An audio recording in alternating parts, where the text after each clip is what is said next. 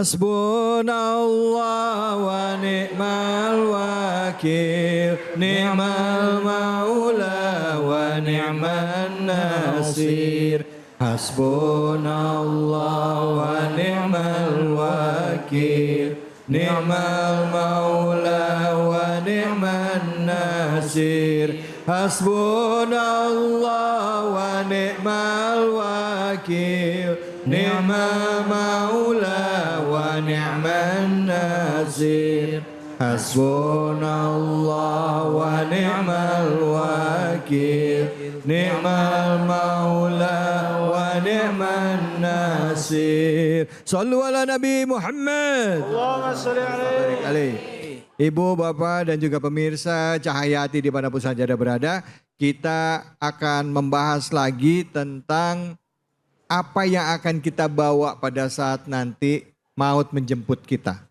Yang jelas amal jadi bekal kita. Bahkan ada tadi disampaikan bahwa sedekah yang kita berikan juga menjadi salah satu bekal kita juga di alam akhirat. Tidak jarang guru-guru kita menyatakan kalau antum bangun masjid, bangun rumah yatim atau bangun tempat ibadah, insya Allah Allah akan bangunkan tempat rumah kita di alam akhirat nanti. Ya, itu sebuah arti kiasan di mana bagaimana keutamaan kita untuk melakukan amal soleh di dunia ini. Bu, ini melototin saya serius apa gimana ini? Apa ngantuk ini? Ya ampun, Masya Allah. Udah ada guru-guru kita masih dengan Ustadz Alfian Hidayat dan juga Ustadz Kafi yang tadi sudah menyampaikan jawaban dari pertanyaan-pertanyaan yang diberikan. Sampai masalah waris lagi ya Bu ya? Bu? Bu? Ya. Ada nggak yang punya masalah sama warisnya di sini? Banyak. Banyak. Allah, jangan sampai ribut keluarga cuman gara-gara waris ya Bu ya. Ya, kenapa nunduk Bu? Ya, pertanyaan selanjutnya siapa yang mau nanya? Angkat tangannya. Ya, silakan Ibu. Assalamualaikum warahmatullahi wabarakatuh. Waalaikumsalam warahmatullahi wabarakatuh. Perkenalkan, nama saya Nita dari Majelis Taklim Darul Sitrin. Ya. Ustadz izin bertanya, bagaimana gambaran neraka jika seseorang menggunakan hartanya di jalan yang sesat? Bagaimana cara minta ampun? Terima kasih. Wassalamualaikum warahmatullahi wabarakatuh. Waalaikumsalam warahmatullahi wabarakatuh. Ustadz Alfian silakan Ustadz Fadl. Ya.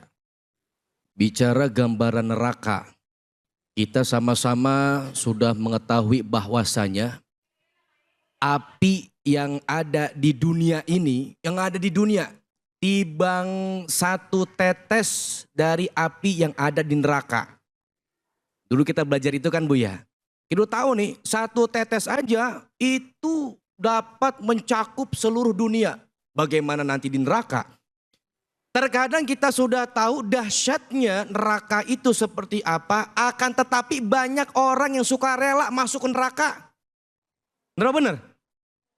Makanya ada ungkapan yang namanya masuk ke sorga itu harus dipaksa. Sholat harus dipaksa. Ibadah harus dipaksa. Puasa harus dipaksa. Bayar zakat harus dipaksa. Tapi masuk neraka sukarela. Tapi saya mau tanya, banyakan mana orang yang ke sorga apa ke neraka? Karena sukarela. Terkadang-kadang banyak orang yang menghamburkan hartanya. Itu harta tersebut dihambur-hamburkan dalam kemaksiatan. Tapi pas giliran untuk di jalan Allah kadang-kadang mikirnya berkali lipat. Benar apa benar? Benar. Makanya bagi orang yang memiliki harta dari cara yang salah, itu nanti di neraka akan dipakaikan dengan pakaian yang terbuat dari api. Coba Bu, kita kena api dari korek aja kira-kira melepuh apa kagak? Melepuh. Panas apa kagak? Panas. Panas. Ini pakai baju, pakai pakaian terbuat dari api neraka. Serem apa kagak? Serem. Makanya hati-hati. Jangan gampang banget ngambil hak orang lain. Apalagi tadi udah disampaikan, jangan gampang banget istilah kata ngambil waris punya orang lain. Kadang-kadang nyepelein, tibang semeter doang gua ambil. Lihat bumi ini berapa lapis.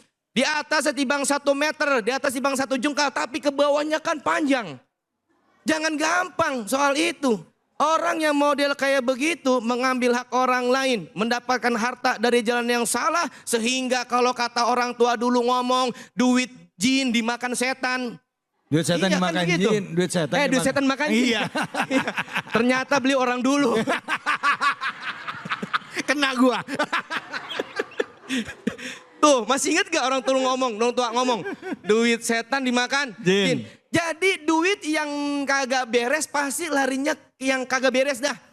Pasti ke situ larinya. Makanya jangan sampai kita mengabaikan hal itu. Duit yang berkah itu akan menjadi semangat kita untuk ibadah.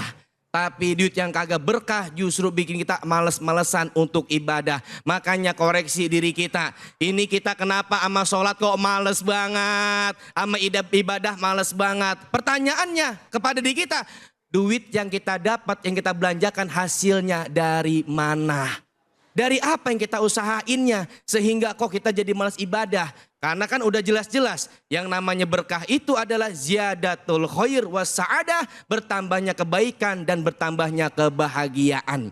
Ya, jangan sampai ya kita nanti termasuk daripada orang-orang yang dipakai pakaiannya nanti itu dari api neraka dan diminum ini itu oleh air yang mendidih. Kira-kira hancur gak nih perut?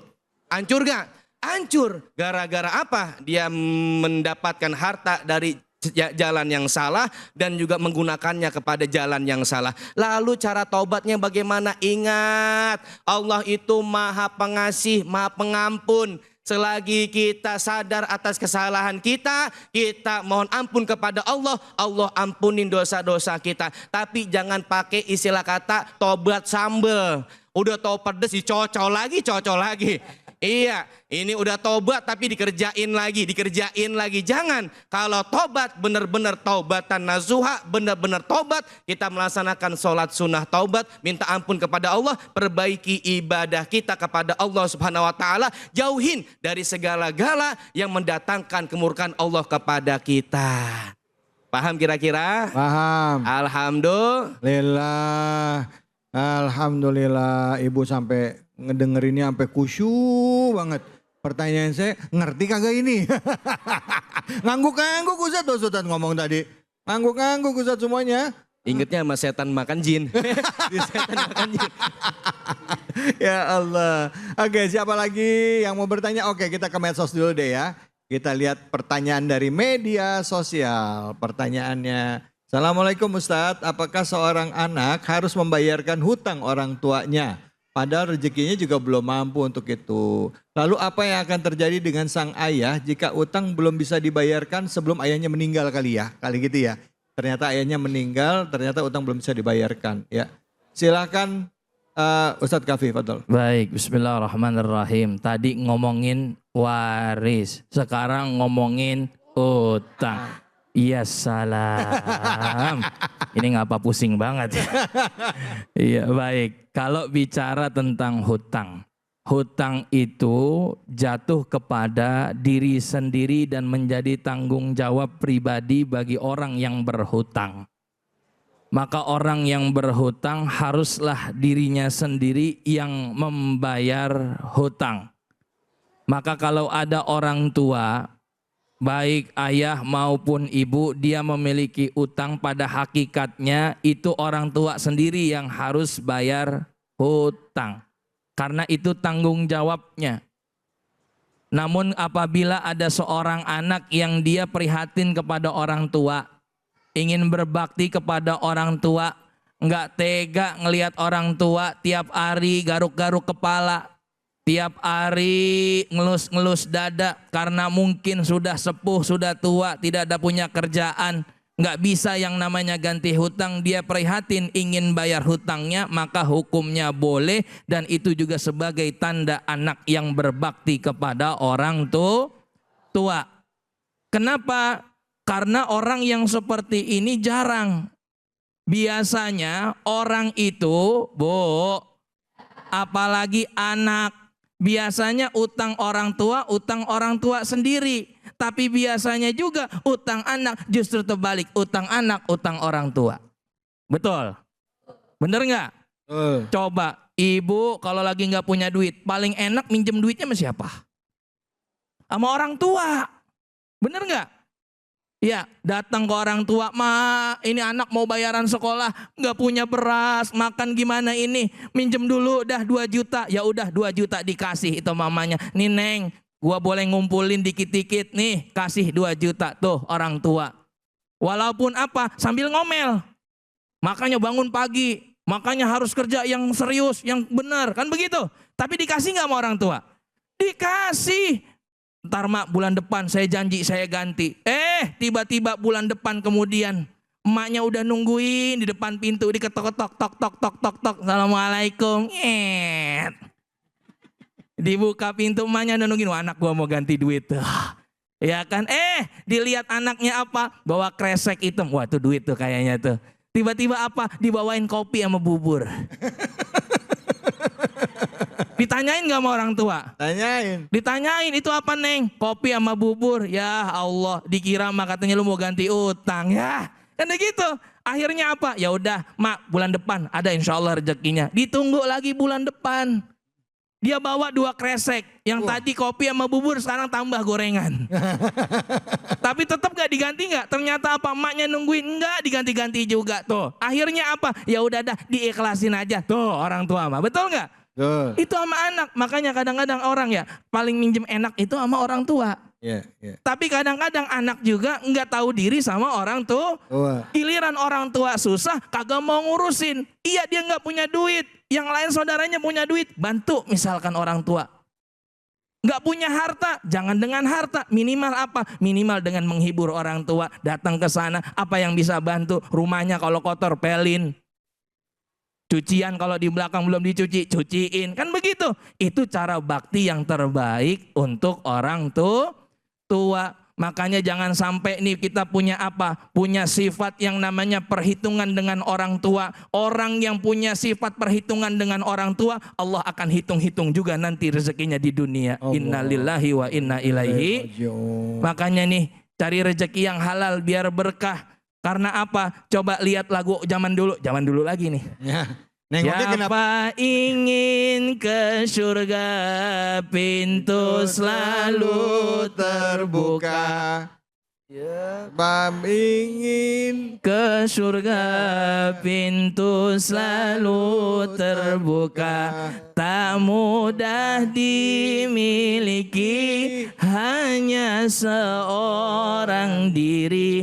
Carilah pintu surga dengan amal sendiri. Wah, ini ketahuan Ustaz David juga orang ini tua. makanya begitu ngomong nih, ini lagu zaman dulu, nengoknya ke saya tadi. Gua lagi. Iya, alhamdulillah. Intinya tetaplah kita terus berbakti kepada orang tua. Amin, karena amin, orang Allah. tua, ridhonya Allah. Marahnya orang tua, marahnya Allah. Selagi mampu sebisa mungkin kita bantu orang tua. Jangan sampai orang tua mengecewakan atau kita mengecewakan orang tua. Karena hakikatnya orang tua adalah surganya kita dunia dan juga akhirat. Wallahu a'lam. Insya Allah. Makasih Ustadz. Tadi cerita belum selesai Bu. Tadi kan baru ya minggu kedua ya kan bawa 2 ya. Bawa 2 Minggu ketiga biasanya. datang lagi anaknya. Ah, Bawa 3. bawa 3. Bawa apaan tuh Tong? Bawa cucian mak, numpang nyuci di rumah. Makin sengsara kayak gitu mah. Kirain tadi masih mending bawa kopi, bawa gula, bawa goreng. Ini 3 bawa 3, bawa apa lagi? Bawa cucian, numpang nyuci.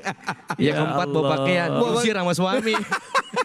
Biasa. Aduh, makanya cintanya orang tua tambah tanda Tambah. tangan. Betul dia, tambah tanda Cintanya orang tua tanpa tanda tangan. Tanpa Iya. syarat, tanpa tanda tanpa tangan. syarat, tanpa tanda tangan. Tuh, itu namanya cinta orang. Bu. Pak. Memang jadi anak itu tanggung jawabnya banyak.